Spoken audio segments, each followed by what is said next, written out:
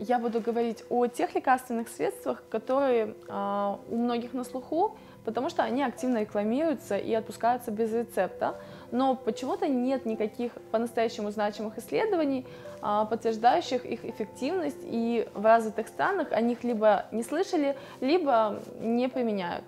На слуху у многих адаптол. Он был получен впервые еще в 1978 году в Советском Союзе. В странах Европейского Союза и в США не используется. Какие показания к его применению? Это неврозы и неврозоподобные состояния, будь то раздражительность, эмоциональная неустойчивость, тревога, страх, улучшение переносимости нейролептиков и транквилизаторов с целью устранения побочных эффектов, вызываемых их приемом. Это кардиалгия различного генеза, не связанные с ИБС, никотиновая зависимость. И знаете, когда я только начинала свою профессиональную деятельность, то тоже верила всему тому, что пишут в аннотации.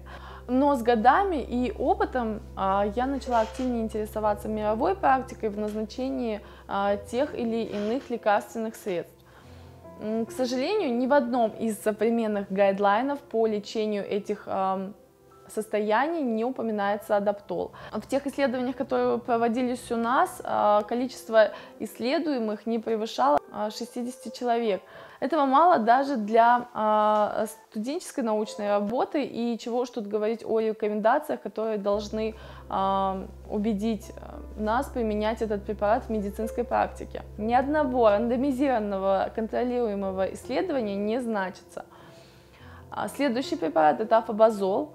Он должен помогать от неврозов до соматических болезней и той же гипертонии. И согласно афобазола даже есть исследования, которые должны убедить нас в его эффективности. Но об этих исследованиях написано только в российских журналах. Ну и самое главное, нигде в мире этот препарат не применяют, и он не входит ни в одни алгоритмы лечения.